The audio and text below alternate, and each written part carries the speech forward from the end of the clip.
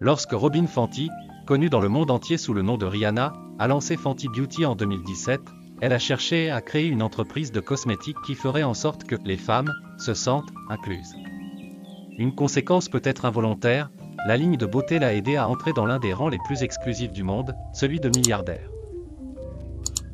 Selon Forbes, la fortune de Rihanna s'élève aujourd'hui à 1,7 milliard de dollars, ce qui fait d'elle la musicienne la plus riche du monde et la deuxième femme la plus riche du monde du spectacle après Oprah Winfrey. Mais ce n'est pas sa musique qui l'a rendue si riche.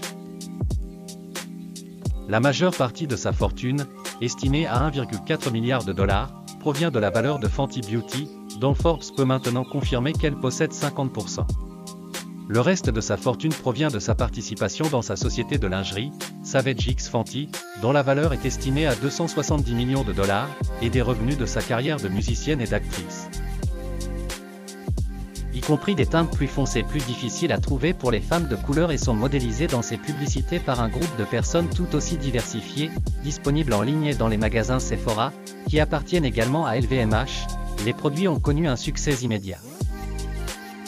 La majeure partie de sa fortune, estimée à 1,4 milliard de dollars, provient de la valeur de Fenty Beauty, dont Forbes peut maintenant confirmer qu'elle possède 50%.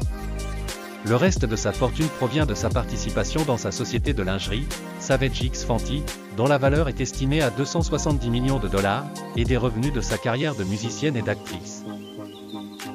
Si Rihanna, née à la Barbade, n'est pas la seule célébrité à tirer parti de sa présence sur les médias sociaux, elle compte 101 millions de followers sur Instagram et 102,5 millions sur Twitter.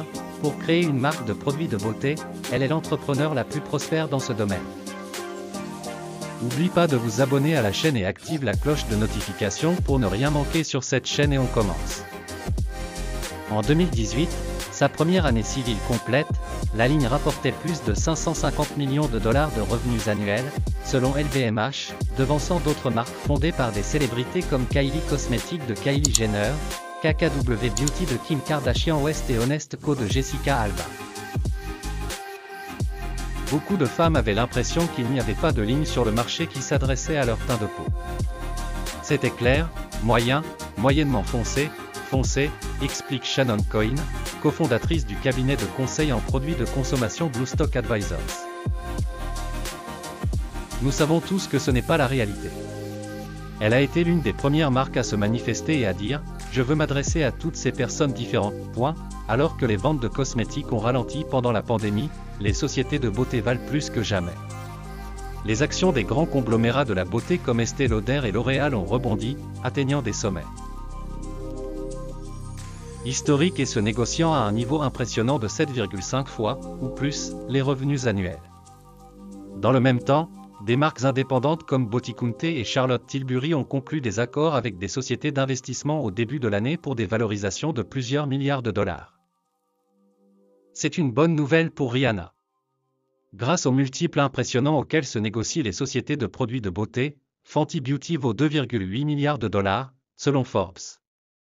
Et tout porte à croire que l'entreprise continuera à se développer.